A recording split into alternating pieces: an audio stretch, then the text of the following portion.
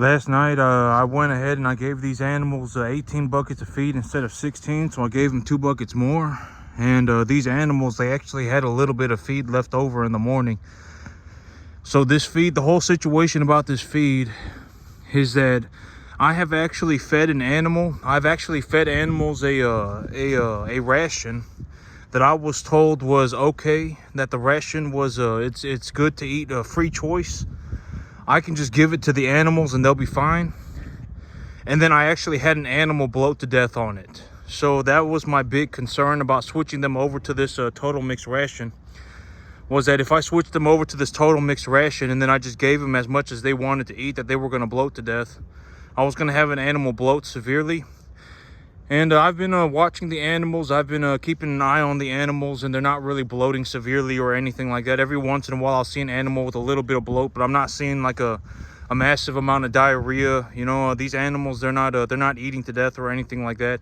So I went ahead and I just gave them the 18 buckets last night instead of 16. And when I got out here this morning and I took a look, the animals had a little bit of feed left over. So that's very good. The animals, they're actually so full that about a third of them are not even coming to the bunk. They're not even eating anymore because they don't want to eat anymore. But I went ahead and left the food out for them. So I almost hit it right on the dot. I mean, I don't want to, whatever. I'm just going to, it just is what it is, right? I was anticipating that my animals were going to eat about 20 buckets, right? I actually, before I put them on the feed, I actually was sitting there calculating. I was taking a look at it. And I was saying, I believe my animals weigh this much. This is the NEG of the feed. The NEG of the feed, and I also talked to the nutritionist at the grain facility. And this is what they recommended for a total mixed ration. I took a look at the nutrition facts for the ration. It was a 0.49 NEG, right? A 16% protein. I was taking a look at my animals. I anticipated that they were going to eat about 20 buckets of feed. And they ate about 18. All right, they eat about 18 buckets of feed. And so I almost hit it right on the dot, more or less right on the dot. The animals are not bloating or anything. And the animals not bloating in part is also, the nutritionist at the grain facility also recommended this feed as a total mixed ration. So I'm very pleased with the grain not causing bloat in the animals, not severe bloat. And the animals, they're not having, I'm not having like a acidosis diarrhea across a quarter of my herd or anything, right? And I gave them as much as they wanted to eat, right? I'm not having like the beginning signs of acidosis on 25% of my herd or anything like that. So that's very good. All right, I got them on about a 0.49 NEG. I was anticipating that they were going to eat about 20 buckets of feed. And so I ran the numbers at 20 buckets of feed. And if I feed 20 buckets of feed, right, and my average weight of the herd is this much, and I take them to this much, then I'll make this much money, right? That's what I've been saying, right? This is how much money I'll make. I'll make about $3,000. And so, everything kind of worked out pretty okay. I mean, everything worked out pretty okay. I'm still paying an arm and a leg for this feed. The grain is costing me almost $2,000 a month. But by about March, here in about 2 months, when it's time to grow grass, I'll actually have enough. The weather will be good enough to grow grass. And then when I do that, growing 10 acres of grass in the spring, when the conditions are borderline, the best that they're going to get, maybe I spend $350 a month on growing the grass. Right, I spend about $350 a month growing the grass, and I can feed these animals about 75% of their entire diet for $350. So when I take a look at the overall expenses of my business, when I take a look at everything over the long term, I don't just look at the worst month and go, oh my God, every month is just going to be the horrible month, right? Every month is just going to cost me $2,000. Every month that I have to run this business, it's going to cost me $2,000. It's not going to cost me $2,000 every month. All right, if anything, it's going to cost me $2,000, maybe 5 months out of the year, and then 7 months out of the year, it's going to cost me like $700, okay? So on the average, and I've been talking about this, on the average, my business costs about $1,200 a month. And actually, here's a way to imagine the profits. I've actually decided that next week I'm going to start liquidating animals. I'm going to start liquidating animals next week. I don't really want to Well, I've been taking a look at the numbers, and I've been taking a look at everything going on, and I'm gonna start liquidating animals next week. And so, y'all want to go and take a look. I know I do this when I liquidate animals. I'll show y'all the type of animal, a good representation of an animal that I'm gonna sell. And of course, they're laying down, and that one don't like me. So I don't attempt to go and pet that one, because she'll just he or she, I forget which one of the black ones is the but this one likes me right here. And this is the smallest out of the bunch. So this is the smallest out of the bunch right here, number 19. And I would say he's gonna hit the scale at about 675. Maybe by next week, he'll hit the scale at about 675, 700. And I would say that his body conditioning, if you actually take a look, he's got a tiny little gas bubble, but I mean, he could just be full. He could just have eaten a lot. And so, but if you take a look at him, his legs are kind of short, right? He's not a real tall one. So he's got kind of short legs. And so that's also going to limit about the amount of weight that he really puts on, the length of his legs. And so this one, he's got shorter legs, and he's about 675. I would say that this one's about 675. And so, and this is the smallest out of the four. He's one of the smaller ones. And I would say that his body conditioning score is probably at about maybe about a 5.5. Right, he's not quite at a 6. He's not quite at a 5. I would say his body conditioning score is about a 5.5. And when I liquidate these animals, I look to liquidate them at about a body conditioning score of 5 or 6. That's where you're going to get your top dollar. And so, him right there, he's not exactly the fattest thing. He's not exactly the tallest thing, but he's kind of medium. He's also not short, right? I mean, I don't know if y'all remember a little calf that I had, a short king, the real small fella. He's real short, real small. He's not like that, but I mean, he's maybe medium frame, and he's got shorter legs, but I mean, he's maybe body conditioning score 5.5 or so. I mean, something like that. And I would say he's gonna hit the scale at about 675. And so that's a good representation of the animals that are going to market next week. And so I've decided that I'm going to liquidate next week. And so I'm going to talk about the money real fast. I'm going to talk about the money today. What am I looking to do? What am I looking to accomplish? I don't want to be in a situation where I'm just sitting around with 11 grand, right, or 12 grand, or whatever it is. I don't want to sit. I don't want to sit around. There's no reason for me to sit around with $11,000 a month of just money. There's no reason to do that, right? I mean, why would I do that? It's not going to do anything. And so the big idea is when I sell the 4 animals, right? And I use cattle as a representative of money, because I mean, more, this is kind of the idea that I've been looking to present to you, right? There are more ways to make money than cash. If you're looking to make money via cash, it's the most, you're going to get taxed heavily. It's, and it's why would you do that? I mean, you're setting yourself up for failure. All right, you should take a look at, accumulating tax deductible assets, and then, knowledgeably appreciate those assets. And when you do that, I call that my methodology of making money, and I call that printing my own money. Right, I can systematically actually go and make money. I don't consider anything other than the objective information. All right, life is not a journey. This is not some Disneyland adventure. When I take a look at it, I take a look at it for what it is, and I systematically make money. I intentionally make money. When I go and do things, I'm actually looking to make money. I'm not going on an adventure. I'm not going on a journey. I'm not going on I'm not manifesting anything. I'm sitting there and I'm taking a look at it and I'm saying I'm going to go and make myself some money. That's what I'm doing.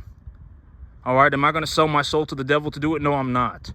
But I mean, at the end of the day, it just is what it is. I mean, people got to eat. I mean, what are we going to do if we stop running beef cattle? People will starve in mass. It will be like a borderline genocide of famine. All right. And so, If you take a, if you actually take a look at what I'm doing in terms of like objective information, I mean, I care more about the environment than the average person. I actually care enough to do something about it. I've actually taught myself. I've actually learned. I've read good information on how does the different fertilizers work. Interact with the environment. Right? I mean, if we stopped running cattle, if we just let all the cattle in the world loose and we just said, you know what, we're just going to stop eating beef, these animals are not going on a journey to Disneyland. All right, they're going to starve to death. They're not going to find water. They're going to have parasites and die. I mean, there is a benefit to having, a human being effectively, look after, the animals. All right, there is a benefit to it. These animals, if I just cut them loose and let them out into the wild, if we just let all the cattle in the world out into the wild and we just say, you know what, we're just going to stop eating beef because we're going to go on an altruistic journey. All right, turns out we don't even need to farm. The farming was a horrible idea and there's no reason to farm. Turns out that was actually the case. And so we just let all the animals loose. People start dying on a genocide level from famine. Millions, hundreds of millions of dead people.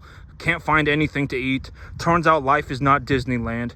Turns out and then boom, the cattle are out in the wild. They're not being able to find anything to eat. They're not able to find water. They starve to death, etc., etc. All right, and so, let's take a look at it for what it is, all right? And I've already said that, are we at like the pinnacle of all accomplishment for humanity? No, we're not, all right? If anything, when I take a look at what I'm doing, I hope that people actually go and do better. Right, I hope that we actually push things forward and actually do better for ourselves. When I take a look at the long idea of humanity, I actually think that it's very important, like if you're a human being, it is very important to come to the conclusion that you would actually like to see humanity do better for itself. Right? I mean, it's very important to come to that conclusion. At one point in your life, you should come to that conclusion. We should actually look to do better for ourselves. Right? We should actually look to do better. I mean, develop things. I'm not talking about I'm not talking about whatever, right? Maliciousness. I'm talking about legitimately do good, right? I mean, we're just gonna do good until the ends of time, right? I mean, right, I mean, we're going to work on bettering humanity and all of that. Right, I actually think it's very important that at one point or another you actually come to that conclusion and that becomes a part of your life if you're human or if you're part of humanity. Right, I think that's very important. And in terms of the money, what am I going to do, right? So when I sell 4 animals, I think that they're going to hit the scale at about 700. I think that the whole lot of them is going to hit the scale at about 700, 7.25. And when I sell 4 animals, I don't really even want to come home with the extra $6,000. Okay, I don't even want to come home with the extra $7,000. If I sell 4 animals in an optimal situation, I would sell 4 animals and then I would come home with 6, 7 animals. That's what I would actually do. I don't want to come home. I don't want to go and sell 4 animals, buy 4 animals, and then come home with $3,000-4,000. I don't want to do that. All right, in a realistic situation, because what am I going to do with an extra $70,000, $80,000 a year, right? I mean, there's no reason for me to sit here with an extra $70,000, $80,000 a year, it's not going to do anything. And if I really want the money, I can always just liquidate the animals. But what am I going to do with an extra $8,000, right? I mean, it's not going to do anything. I can already buy anything on the entire planet. It doesn't even matter. All right, short of like a private jet. All right, what am I going to do with an extra $80,000, right? I mean, it's not going to do anything. And if you actually think about it in terms of the cattle too, if I liquidated the cattle, I mean, we're talking about me making about an extra $180,000 a year, $200,000 a year. What am I going to do with an extra $200,000, right? Why would I sit around with an extra $200,000 cash? Why would I do that? It's not going to do anything. All right, in reality, what do I want to do? I want to sell 4 animals and I want to buy 7 animals. I want to sell 4 animals and, buy 6 animals. All right, that would be like me making a 50-70% return on my money.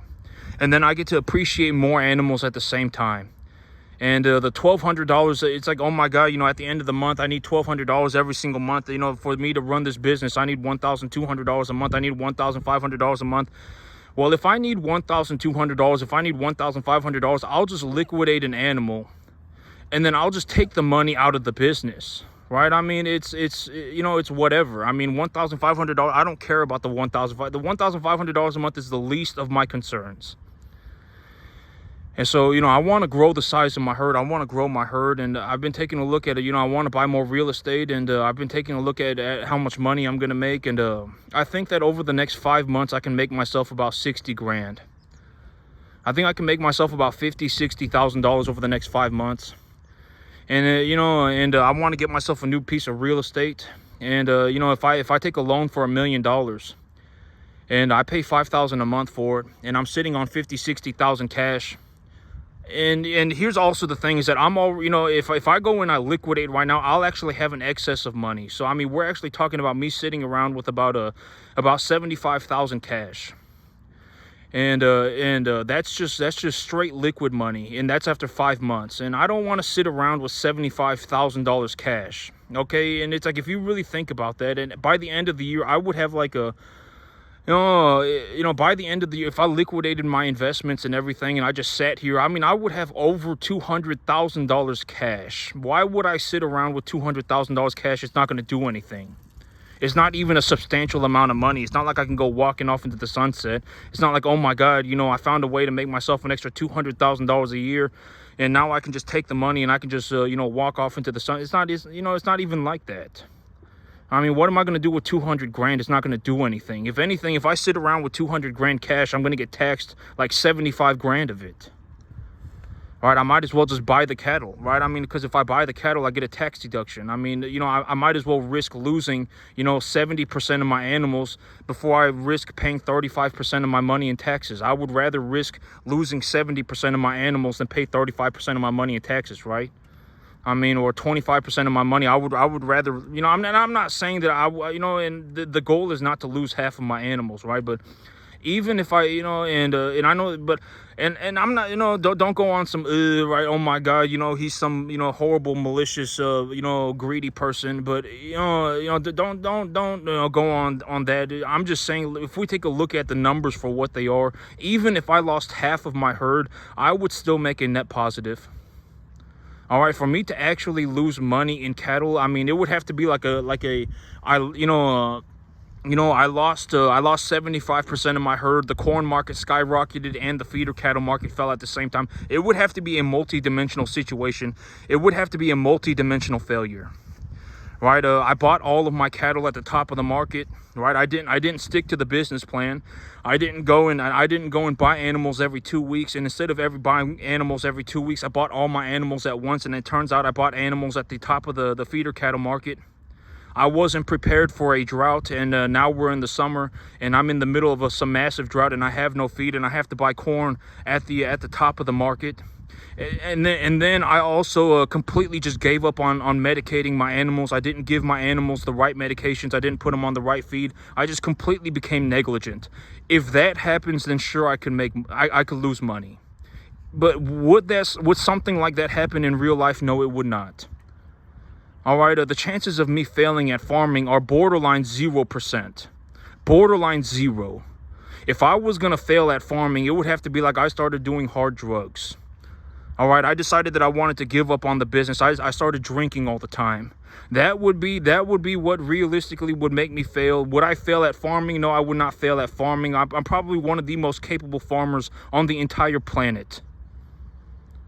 All right, if you want to take a look at the numbers, you know, maybe I make about $11,000 a month on a 10.5 acre field. All right, over the next 5 months, I'll probably have something about $75,000 cash. I don't even want $75,000 cash. I want to reinvest all of that into buying myself more cattle. But if I invest all of that into buying, here's the situation that I'm in. If I reinvested all of that money into buying more cattle, I have 75 grand of my own money, and then I have 75 grand of the bank's money. Now I'm sitting on a 10.5 acre field with like 150, 200 cattle. Right, this is my big problem. This is the problem that I've been hitting repeatedly, right? I just keep getting to a point where it's like, oh my God, you know, now I have to go and buy 150 cattle. Now I have to go buy 120 cattle. Now I have to go buy 200 cattle. And I'm sitting on this 10.5 acre field. Where am I going to put 200 cattle? Right? I mean, what am I, you know, where am I going to put 200? And I need to buy a new piece of land. And I've been taking a look around, and I want to buy myself a new piece of land, but I just haven't found anything that, I'm still looking. Okay, I'm still looking. I want to find myself a good piece of land. Okay, I don't want some horrible, ugly piece of land. And I want a good piece of land. And so I've been taking a look around, and I think maybe by spring I'll be able to find myself something. But that's the situation that I'm in, right? And if I sell 6 animals, if I sell 6 animals at a time, and I run whatever 42 animals, that means I'm running animals for that means I'm running animals for 7 months, and I don't really want to run animals for 7 months. Et cetera, et cetera. Okay. Maybe I want to run these animals for 5 or 6 months, and then I compound the growth, right? I compound the growth sooner than instead of taking them to a bigger weight, and then et cetera, et cetera. I also have this new preconditioning program that I want to work on. I have a new onboarding program that I want to run on my cattle, and I want to start collecting information on that as well. I believe that I can actually reduce my death loss. I'm working on reducing my death losses, right? I'm working on reducing my death losses by working on my onboarding program. And but realistically, like, if I was gonna fail at farming, I'm not gonna fail at farming. Okay, if you take a look at what I do, I may be one of the most capable farmers on the entire planet. All right, I made it into the top 0.0000001% of the entire U.S. economy running cattle on a 10.5-acre field. All right, somewhere between the top 0.00001 and 0.00001% of the entire U.S. economy. All right, it's like, and if I was legitimately gonna fail at, if my cattle farm was legitimately gonna fail, it would have to be through sheer negligence. I just gave up on my business plan, and I decided that I was gonna buy all of my cattle at the same time, and it turns out I bought all of my cattle at the very top of the market. I was completely unprepared for the summer. I had zero preparations made for the summer. Right, I just whatever, and I just sat around and I didn't do anything, and then summer hits, and now there's a drought. Right, the cattle market is starting to tank, and the corn market is starting to skyrocket.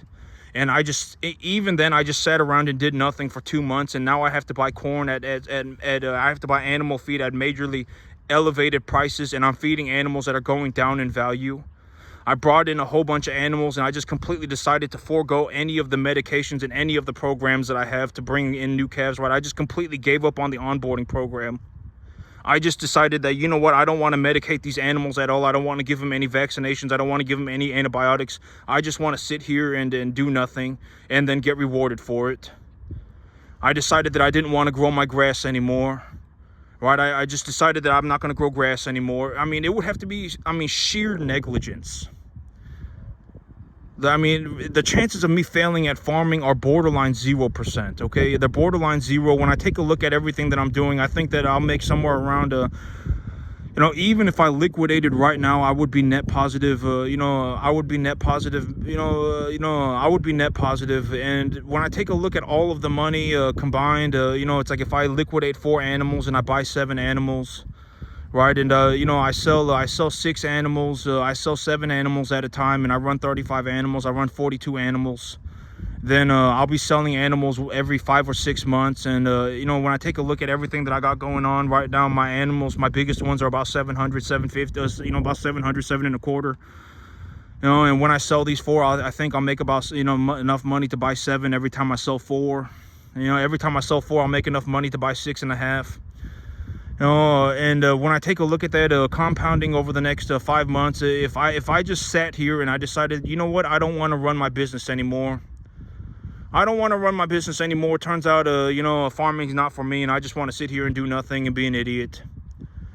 Then I could probably pull about 75,000 cash.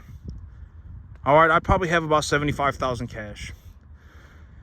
But there's no reason to sit around with $75,000 cash. All right, that's just not a good idea. It's not even, what are you gonna do with 75 grand? It's not like it's even a large amount of money.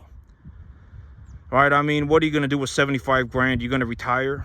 right? It's not like you even made a large amount of money. Even 200 grand is a minuscule amount of money. What are you going to do now that you have 200 grand? You're going to retire? I mean, you go to the bank and take a loan for 200 grand and it'll be like $1,000 a month. That maybe that puts things into perspective for what kind of money we're talking about. If you go to the bank right now and you tell the banker, hey banker, I want a loan for 200 grand, it'd be like $1,000 a month. All right, 200 grand is not going to do anything.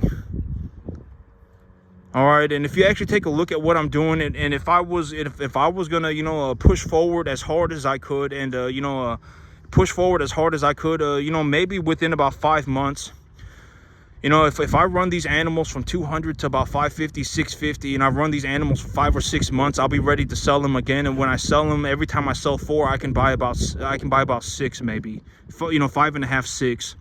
And if we actually take a look at it for what it is, I mean, within 5 months, if I was going to keep myself on maximum growth, if I was going to look to achieve maximum growth, maximum do better for myself, I would have to effectively purchase about 120 to 150 cattle within about 5 months. And I wouldn't even be in the negative. I would just be at 0 if I did that. All right, I wouldn't even be in the negative. And that's my situation. And so by about March, I'm looking to buy myself a new piece of land. I want to buy myself a new piece of land. And when I buy that new piece of land, I can go and purchase my 120, 150 cattle. I wouldn't even be in the negative. I would just be at 0. It doesn't matter. All right. At that point, it's, if I really want the money back, if for whatever reason I just want the money back, I can just liquidate the animals. All right. Oh my God. I decided that I just want to sit here with $500,000 cash. I just decided that I wanted to sit here with $500,000. Why would I want to sit here with $500,000? It's not even a large amount of money. What are you going to do with $500,000? You're going to retire. If you really want $500,000, go to the bank and take a loan. It'll cost you like $3,000 a month. All right. It's not even a large amount of money. All right. $500,000 is not going to do anything.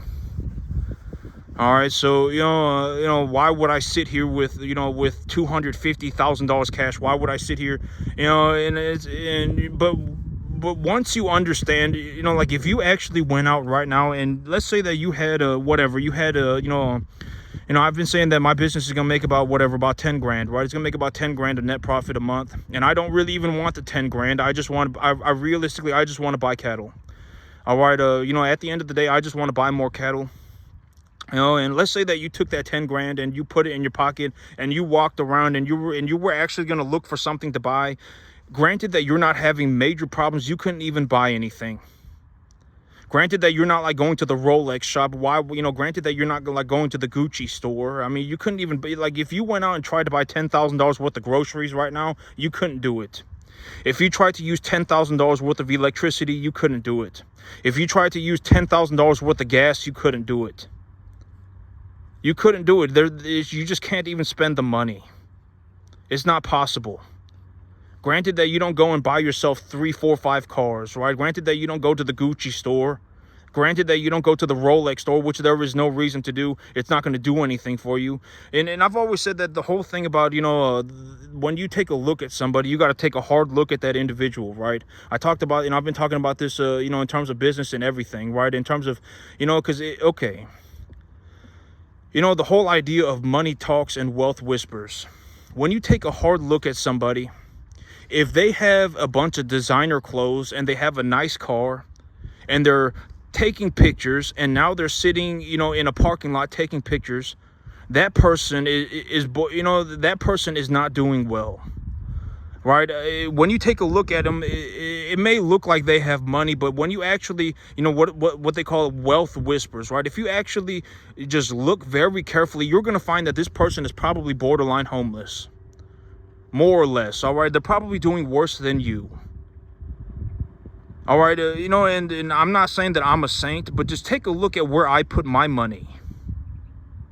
All of my money goes into equitable assets. I mean, we're talking about me. I invest almost 170% of my income into straight tax deductible appreciating assets. That's where I put my money. Take a look, when you take a look at my situation, do I look like I have a Rolex? Do I look like I have a Lamborghini? Where is all of my money going? Straight into my business. And when it goes into my business, it produces me a positive return. You know, if you're watching somebody and they look like they have money, but when you actually take a look at them, they look like an idiot. You know, it's because wealth whispers. If you want to find a legitimate wealthy individual, I mean, take a good hard look at them. And I was talking about this yesterday, right? I mean, and I've been talking about this all the time. When it comes to business, you really have to take a hard look at the person who's running the thing. You do, because they're going to have the most influence on what direction the business goes to. All right, you got to take a hard look at them. If they look like an idiot, then it just is what it is. All right, I mean, why do you have all of these luxury goods and you have zero assets?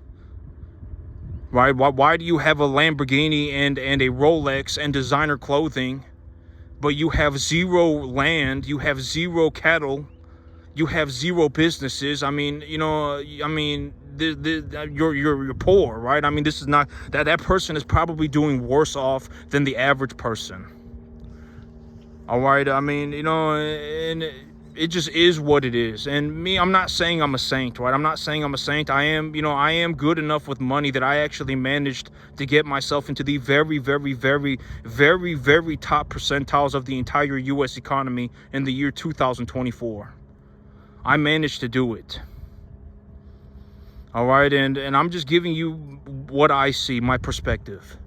When I take a look at my business, I'm taking a look and, maybe I bring them in at 200 and I sell them at 650. I got a new onboarding program. Maybe I sell them at 600. I got a new onboarding program that I want to run my animals through. I put them on these medications.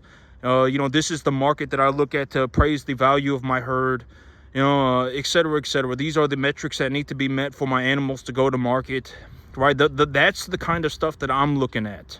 I'm not going to the Gucci store. I'm not going and buying myself a Lamborghini. I could buy myself a Lamborghini right now and set it on fire and it wouldn't even do anything to my financials. All right, I'm being completely serious. All right, if I take a look at my business, I mean, this business, if I just continue to run a 10.5 acre field forever, I mean, maybe by the end of the year, I would have about $250,000 cash on a 10.5 acre field. Do I want to sit here on a 10.5 acre field and run cattle forever? No, I don't. I mean, even in 5 months, if I was going to achieve maximum growth, I would need to purchase about 120 to 150 cattle within about the next 5 months. But I don't want to sit on a 10.5 acre field with 150, 200 cattle. So I'm going to go and buy myself a new piece of land. I would anticipate that I have about 75,000 cash in about 5 months. All right, if I go take a loan for $1 million, and that $1 million is $5,000 a month, I could float my debt for 15 months if I just quit working today. Or if I quit working after 5 months and I just said, you know what, I want to go on a 5-month vacation, I could still float my debt for 15 months on that $1 million. All right, so I'm gonna store as much money as I can, and then I'm gonna get myself ready for the big push. And the big push, I think, is gonna happen in the spring, somewhere around March, April, May, something like that. And to achieve maximum growth over the next 5 months, I would actually have to purchase about 120, 150 cattle. And I'm gonna start liquidating next week. I'm gonna call the sell barn on MLK Day, and I'm gonna see if they're open. And if they're open and they're having a decent sale, if they have good numbers, then I'm gonna take my animals over to the sale on Monday, and I'm gonna liquidate. And the big idea is when I sell 4 animals, I make enough money to buy about 7. All right, I think they're gonna hit the scale at about 700. The body conditioning scores at about a 5.5. So I'm right in the sweet spot. So, I think I'm going to make enough money to buy about 7 animals. I'll sell 4 and I'll buy 7. And, and that's it for me today, YouTube. Y'all have a good one.